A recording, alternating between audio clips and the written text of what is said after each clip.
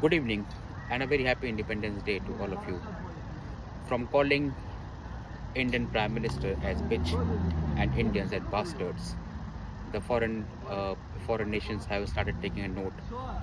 When in 2024 we are seeing that all nations, irrespective of their alliances, everybody is lining up to make a good relation with India. So what has changed? To understand the changes, I would like to make you, little bit. Would like to give you some information about how the Indian policy has evolved, foreign policy has evolved over the years since independence. As you all know, in 1945, United Nations was born after the League of Nations. And in 1945 and 47 onwards, the non-alignment movement has started taking root, taking shape. And the founding member of this non-alignment movement was Pandit Nehru, Marshal Tito from Yugoslavia, and Abdel Nasser from Egypt. At that point in time, in the non-alignment movement, which was having 120 countries who were part of this non-alignment movement, who were who were not the part of any power blocks. There were two power blocks. One power block was led by USA, the other power block was led by USSR. That time it was like a combined Soviet republic. India decided not to become a pawn of any of these power blocks, and they decided to be neutral and be away from all these power struggles. India has a lot of problems to do. We have to hold the entire nation after the British left India and India became independent. It was such a large nation. You know, we have we have two very hostile neighbors at that point in time. So India did not want to kind of divert India's attention towards any kind of power struggle, but rather than look inward and develop our nation first before we can think about the foreign policy. So that was a time when Pandit Nehru, aligned with non-aligned movement, and that has still, in part, I would say that is a founding pillar of foreign policy and diplomacy, which is still you can see the flavor even today's time when India is having a very strong foreign policy, a neutral foreign policy. But what has changed from non-aligned movement to a neutral foreign policy? These are two different things which we must understand. Like I said, the foreign policy of Nehru was non-aligned movement. When Indira Gandhi became the prime minister of India, that time the Henry Kissinger, the United States Secretary of State, in 1971, just before Indo-Pak War, he has actually used these curse words for Mrs. Indira Gandhi, who was democratically elected prime minister of India. And to the Indians as such, such kind of words actually showed that what kind of perception Americans were having for India. They were particularly angry by because India and USSR were very close. In fact, in 1965, when Indo-Pak war took place, that time Americans they put sanctions on India, and these sanctions continued for a long time. But then in 1971, things have changed a little bit. And in and President Johnson has called Indira Gandhi to US, and then the AIDS and everything started again. At that point in time, also, despite India has signed a friendship treaty with USSR in 1971, just before the Indo-Pak War, which led to the creation of Bangladesh. Even that point in time, India was having India has not closed its channel, and there was an open channel with USA. However, the USA was never seen India with a kind of respect, and always seen India with some kind of suspicion. Uh, and in things continue to be hot and cold between India and USA. I would say at that point in time, India was still a poor nation. India was still was not able to have sufficient food grains to feed its own people. But then things have started improving in India since 1991. At that point in time, USSR was disintegrated. Indian license market was disintegrated, and we have become more open we have become more open economy, and then the success story of India has started taking its shape. So much so, but India USA relation was still not very friendly relation. I believe when Atal Bihari Vajpayee did the Pokhran test in 2000, in May 2000. At that point in time, in 1998, that point in time, American had put some kind of sanctions on India. I mean, very strict sanctions in India, and India was actually anticipating those kind of sanctions. So it was not something that came as a surprise to us, and we were expecting some kind of harsh remark from America, and which exactly happened. In 2000, President Clinton, he had come to India. Just imagine, just 2 years after the harsh sanction that Americans had put on India after the nuclear test. The President Bill Clinton, he had come to India on a presidential visit. I believe from that time the India-USA relations started growing in a positive direction. However, India has not left its all-time weather friend Russia, and still was maintaining very good ties. Lots of defense imports were happening from Russia, and Russia was anyway a trusted friend for India at that point in time, and even now as well. Sorry for the interruption because of wind. Anyway, I was talking about the growing relation of between India and USA from 1998, from 2000 onwards, when Bill Clinton visited India. In 2005, Prime Minister Manmohan Singh, he has actually signed a civil nuclear deal with America, and I believe that was a big turning point between India and USA relations. Now, all these things you guys know very well. I just want to kind of give you some kind of a brief history about the foreign policy which has evolved over the period of time. Now, coming back to 2024, when we are actually celebrating our 78th Independence Day, the main idea of today's discussion is why India's foreign policy is the best foreign policy right now. As you all know, this is a this is a multipolar world. The world is now going for a churn. The old power blocks are no longer a power blocks. The population has increased. Now it's a 8 billion population. When the United Nations Security Council was made, at that point in time, it was I get less than a billion, or less than a 3 billion population at that point in time. So just 5 nations were controlling the whole of the world. And at that point in time, a lot of nations, they were not even independent. And since then, in 2024, there's a huge upswell among the global South, that there is a need to reform the United Nations Security Council, because it is no longer become reflective of the global population and the global changing dynamics. Uh, in foreign policy, something which is very important. What is the most important thing in a foreign policy? And it is the map of a country that defines what kind of foreign policy you should be having. You can't change your neighbor, you can't change your map, of course. I mean, I'm not talking about the aggression and colonialism and all, but I'm talking about for a nation like India, who is not aggressive, who has never colonized any country, any world, any part of the world in its entire civilization of thousands of years. We have never done that. So for a country like India, it was it has always becoming a kind of conundrum or kind of dilemma, whether we should go with US bloc or whether we should go with USSR bloc. And although the some kind of reflection had started happening over after 2000 onwards, when we had more open relation with USA, but we have always refrained from ourselves saying that we belong to this bloc or that bloc. We said, and this was actually something which we all realized over the period of time, but we were never very much vocal about it.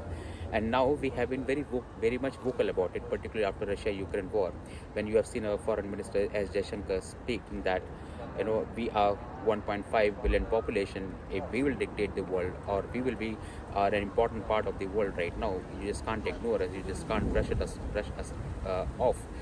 We are somewhere who is in the best interest for the whole world. We have never been aggressive to any country. We have never unnecessarily interfere in any part of the world. We have been the first in any kind of humanitarian assistance. So if I talk about the main tenets of Indian foreign policy, and I say that this foreign policy is the best foreign policy right now. First of all, we are not a rogue nation. We are a democratic nation where 660 million people this time have voted, have participated in the world's largest democracy festival. So much so that this 660 million population voting in a single country for one election is huge. It is more than the, the whole voters of European nation, for example. These many people, they have actually voted in India to select a government. Our democracy is so strong that even the places which are very difficult to reach, for example, the northeastern part of India, or the other mountainous terrains where the number of voters are like 5 or 6, but still we have made a polling booth. There were 1 million polling booth, which is humongous. 1 million polling booths for the people to vote, and our voting system is fairly credible. It is secure. It can't be interfered by anybody. It can't be hacked. So the electronic voting machine, what we are having right now, is something which is one of the best gift to the world. If the world would like to take that as well. But anyway, nonetheless, we are democracy. Our democracy is flourishing. There has been not even a single instance where the army wanted to take a control in India. We have always been democratically run by a democratically elected government rather than by any army. So that's one very important fact, and that too, we're not talking about some million population. We're talking about 1.5 billion population, by the way. So that's the first tenet for Indian democracy. The second thing is the non-interference. We have never interfered in any government's affair. Even right now, when you see the South Asian crisis, when in fact, so much so that Muhammad Yunus was the new interim chief of Bangladesh. Even he has said that he is very shocked. He is not happy that India did not interfere in their foreign policy, and I believe that he is right. But that's the nation that we are. That's how we are defining our foreign policy. We do not disturb in anybody's election. We say that okay, you elect your own government. We'll deal with that government. And the best example is Taliban. Taliban has always been a problem for India before it became the elected government. And now, once Taliban has taken the government role, India is having very good relation with Taliban.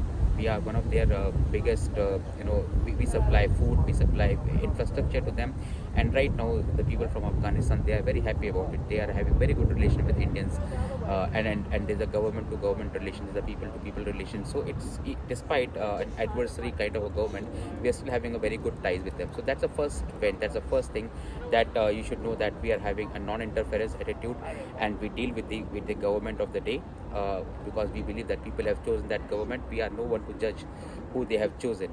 Although we will always be on our guards to make sure that there is no interference within India, and then their territory is not used for the purpose of terrorism or something against India. That is something, as a nation, we are not a weak nation. We are not a sleeping nation. We are aware about these things. We are conscious about these things. But at the same time, we do not interfere in anybody's business, in anybody's internal business. That's the first thing, non-interference. Sorry, second thing. The first one was democracy. The second one is non-interference. The third thing is, we are the global supplier of goods. We have not done any kind of CPEC kind of arrangement what Chinese have done, where they actually make the corridor just to ensure that they make ports, they make roads, they make highways, they make lots of infrastructure projects. But if you look at the conditions of those infrastructure projects, it's like we are giving you $1 billion, for example. Now $1 billion that will be used for infrastructure, for ports, and for, let's say, for railways. But the raw material will come from China, the manpower will come from China, right? And that money is a loan to you. You have to start repaying that loan. So imagine you have taken a loan, you have not grown your economy. It is the Chinese expansionist attitude which you have become a part of. India doesn't have any such kind of a trade policy or any such kind of policy which try to exploit the people. So we are the global suppliers of good.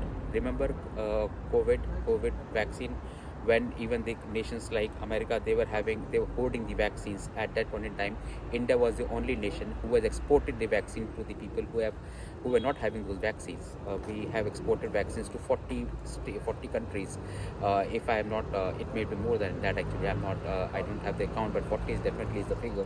But imagine a population of 1.5 billion, and with a very fragile, not so great healthcare infrastructure, and something like a COVID, which is which has the kind of a potential to disrupt, which has actually disrupted the global economy in a very negative way. Uh, Despite that, despite that, we have grown our vaccines so much so that we not only have vaccinated our 1.4 billion population, but we have also supplied and exported vaccines to other countries. And these countries, they are so thankful to us. And I'm talking about countries in Africa, countries in Southeast Asia. We have actually exported vaccines to our neighbors. I mean, if somebody wants, that's fine. If somebody doesn't want, then that's okay. So that is something, the global suppliers of good is something which I want to definitely want to kind of bring in, highlight here. uh, like I said, we're not exploiting country, we are helping with the public good. We have made our digital infrastructure open to everybody. Our COVID vaccine was something which was appreciated by a lot of countries, Singapore, Hong Kong, a lot of countries in Australia. They have actually supported, they have appreciated our initiative, and they wanted to have a kind of a they wanted to also kind of implement similar system in their own country. And that is something which is extremely positive. And have we have made it open source. Anybody can take the advantage of that. Similarly, if you look at the other bit that I want to talk about, is the a strong government.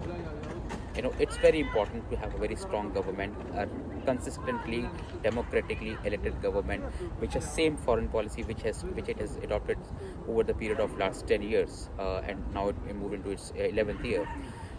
When you have a consistent foreign policy, when you know that your foreign ministers, foreign officials, they're going to have one single voice, they know that their prime minister wants them to project India in a certain way, that becomes a little bit easy. And since we have very strong prime minister right now in India, our global diplomacy and foreign relation is a continuum in the past 10 years. It is no diversion from the past, but the foreign policy was evolving, and now we have actually cemented that.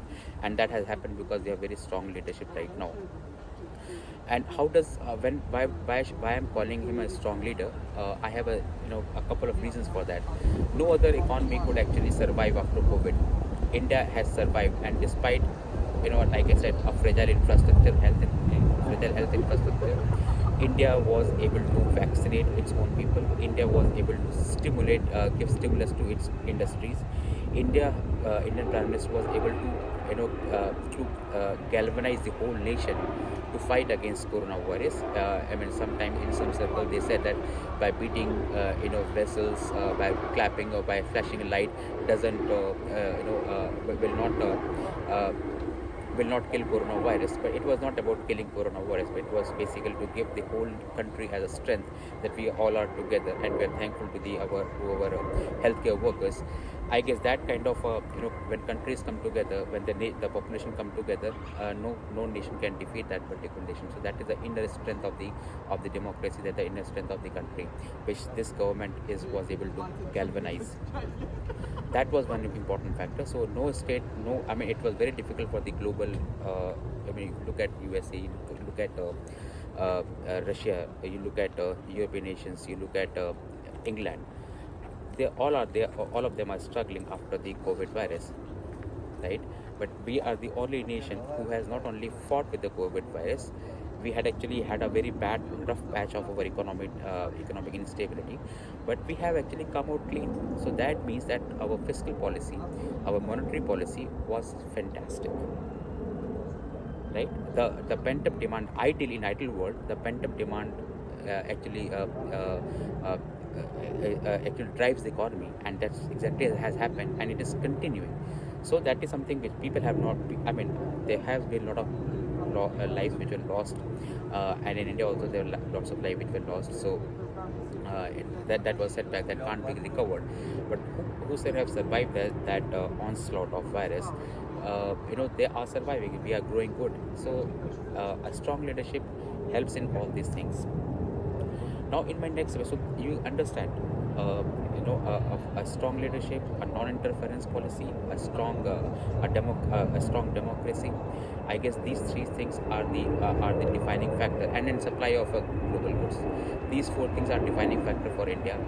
No other nation right now are doing this, and particularly you'll find a strong leadership. I guess there are only very few nations right now who are having very strong leadership. So on that note, there are only few nations. There are only few nations who are democratic. Again, few nations are there, but this is, they do not, either they have a problem with the economy, or they have not been able to manage the economy well, or they are not as strong. They are not. They have been defeated after pandemic and all. And the third thing is global supplies of food. I believe even in, if you look at any kind of disaster that happens, we never see who is our enemy or who is our friends. We send our disaster relief assistance whatever we could, and India will always, if you look at India, you'll always see India in the first, in the last, in the last 5, 10, 20 years, if 5, 10, 15 years, if you look at all the disasters, India was either first, second, or third nation to actually send its supply. When the earthquake happened in Turkey, the Turkish president Erdogan, he has made some very controversial remarks against Kashmir in India, which we feel as an interference, and we did not like it. But despite that, when there was an earthquake, we were the first nation to send our support. In Nepal, when there was a huge earthquake, we were the first nation to support. We helped on Nepal building themselves. It is not that I mean, we know that we are not getting any kind of return, but the ethos of India, the culture of India has actually taught us that we have to help people, and that's what is ingrained in our foreign diplomacy, and that's why our foreign policy is rooted to our culture, is rooted towards civilization. And that's all. I want to make another video where I would actually like to discuss the current equations in the geopolitics, and we'll see how the current geopolitics are shaping, and how different actors are playing their games, and why and how India is still is checkmating every nefarious activity which are happens against India, and how is India still balancing its act. So stay tuned.